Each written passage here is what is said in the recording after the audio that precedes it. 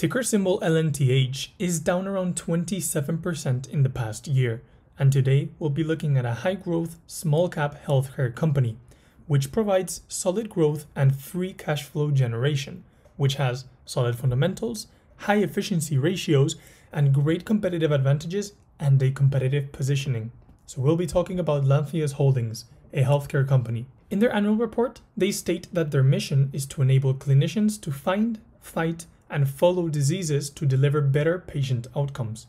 So they sell primarily to hospitals, independent diagnostic testing facilities, and to radiopharmacies. They have three main product sectors, being radiopharmaceutical oncology, precision diagnostics, and the third one, strategic partnerships and other revenue. So they have three main growth strategies for the future and to maintain their high revenue growth.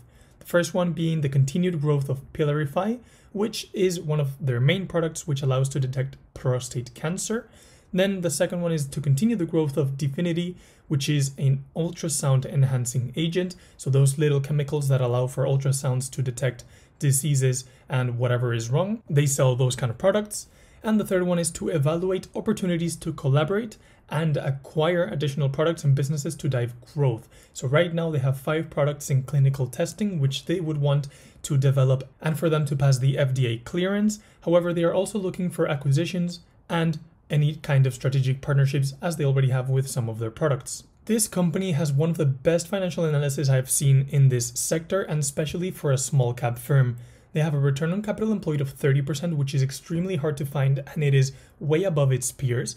They have a 25 times interest coverage ratio, meaning that they don't have to worry about debt in the short term, and they have a solid cash conversion of 62%.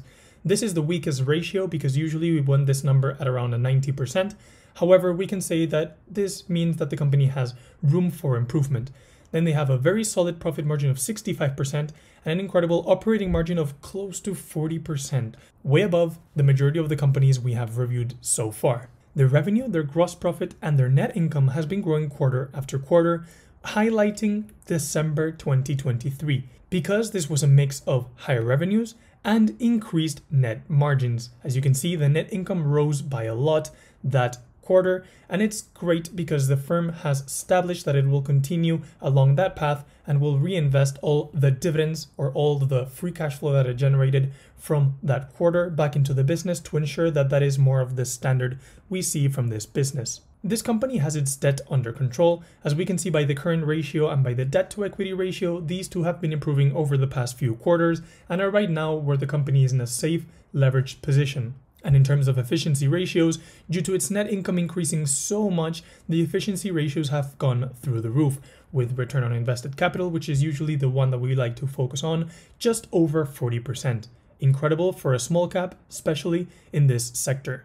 Now, in terms of fundamental analysis, this company gets an extremely solid 7 out of 8 ticks, starting with the low liability risk that it has and that we have previously stated. Then moving on to the solid balance sheet, as they can cover their short-term debts with their current assets.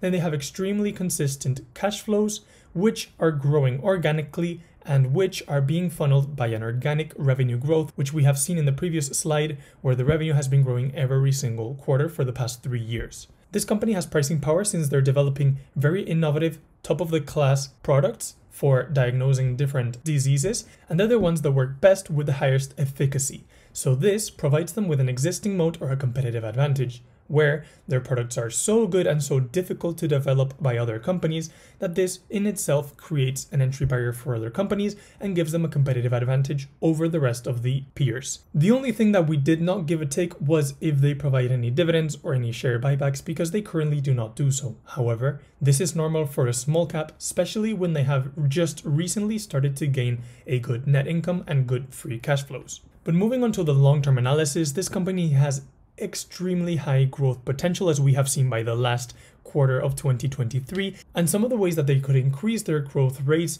would be through a geographical expansion, which they're currently looking at with their strategic partnerships and M&A focused approach. And the second one is the new offering or new product development, which again, they have this in their strategies for long-term growth, where they say that they want to use the free cash flows that they're developing this quarters and these past years in order to obtain different products, acquire different companies, or develop strategic partnerships to increase and broaden their product assortment. In terms of valuation, it is all over the place, but it is not because of the price of the stock, it's more because of the earnings. This company has recently started to get considerable earnings, and we can see that in June 2023 and December 2022, they had extremely high PE ratios. But why is this? Well, this is because they had extremely low earnings, such as lower than $1 million. And then the quarters that do not have a bar is because their earnings were negative. So the PE ratio does not work if you have negative earnings. So we can only compare it with the past 2 or 3